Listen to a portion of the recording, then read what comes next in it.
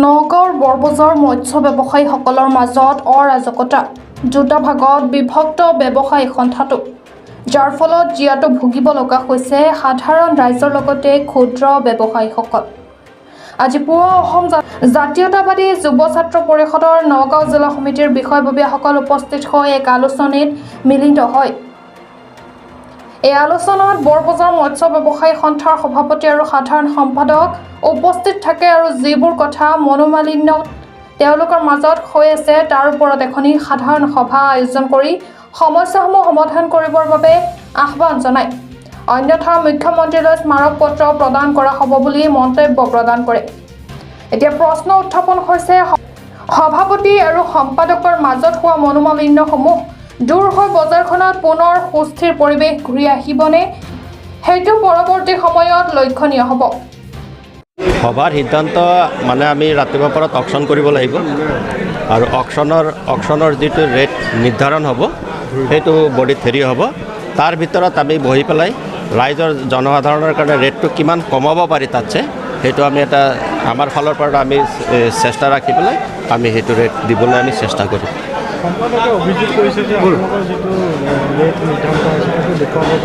নহয়, তেখেতে এইটো ভুল বক্তব্য দিছে। আপোনালোকে যদি ৰাতিপুৱা দেখিছে যিটো অকশ্যন হৈছে আৰু সেইমতে যদি বৰ্ড লগা নাই তেতিয়াহ'লে আপোনালোকে যিকোনো টাইমত আহি পেলাই চেক কৰিব পাৰে যে আপোনালোকে চাই ল'ব পাৰে। মইতো আগতেও কৈছোঁ বোলে ৰাইজে আপোনালোকৰ মানুহ আহক আমাৰ লগত ৰাতিপুৱা আমাৰ কেনেকৈ বেচা কিনা হয় আপোনালোকে চাওক, তাৰ প্ৰতি যদি কিবা অনিয়ম পায় আমাক দৃষ্টিগোচৰ কৰক। পৰৱৰ্তী সময়ত আপোনালোকে এইটো অপশ্যনৰ ব্যৱস্থা ৰাখিম সদায় থাকিব এইটো। আমি ইতিমধ্যে আপোনালোকৰ সংবাদ মাধ্যমৰ জৰিয়তে জনাইছোঁ সেইখিনি নাইকিয়া কৰিবৰ কাৰণে সভাখন এখন অনুষ্ঠিত কৰিবলৈ দিছোঁ আমি আৰু সেই সভাখনতে আমাকো নিমন্ত্ৰণ জনাবলৈ দিছোঁ। আৰু এই বিষয়টোত আমি পুনৰ ক'ব বিচাৰিছোঁ যে ৰাইজ প্ৰত্যক্ষ পৰোক্ষভাৱে জড়িত বিষয়টোৰ লগত যাতে কোনেও হেতালি নেখেলে আৰু এই ক্ষেত্ৰত জাতীয়তাবাদী যুৱ ছাত্ৰ পৰিষদৰ কঠোৰ দৃষ্টি থাকিব।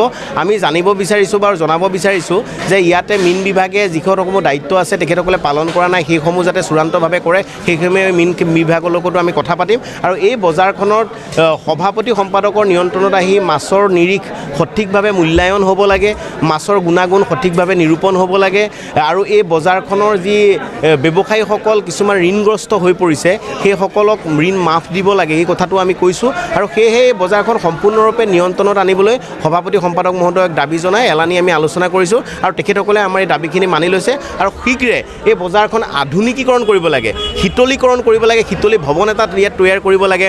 বজাৰখনৰ যিটো বিল্ডিং দেখিছে আপোনালোকে, এই বিল্ডিংটো খুব এটা পৰিৱেশত স্বাস্থ্যকৰ পৰিৱেশত নাই। সেইসমূহ দিশ আমি সন্মানীয় মীনমন্ত্ৰীৰ জৰিয়তে মুখ্যমন্ত্ৰীলৈকে পঠাম বুলি আমি তেখেতসকলক আশ্বাস দিছোঁ। আৰু এই বজাৰখনৰ লগত প্ৰত্যক্ষ পৰোক্ষভাৱে যিহেতুকে অসমৰ প্ৰতিজন মানুহ জড়িত হৈ আছে মধ্য অসমৰ, সেয়েহে এই আৱেগ আৰু আকাংক্ষাৰ লগত যাতে হেতালি নেখেলে আমি তেখেতসকলৰ পাইকাৰী বজাৰ সমিতিৰ সভাপতি সম্পাদকক জনাইছোঁ। ধন্যবাদ। ইয়াত আজি কেইবাদিন ধৰি এইটো হৈ চলি আছে, এতিয়া গম নাপাওঁ যে ৰাইজ কেনেকৈ উঠি পেলাই বজাৰত আহিল আৰু এইটো আমাৰ বজাৰৰ কাৰণে বহুত বেয়া কথা হৈছে যে বেলেগ এজন সন্থা আহি পেলাই আমাৰ সন্থাক এনেকুৱা ইনচাল্ট কৰি গ'ল বজাৰত।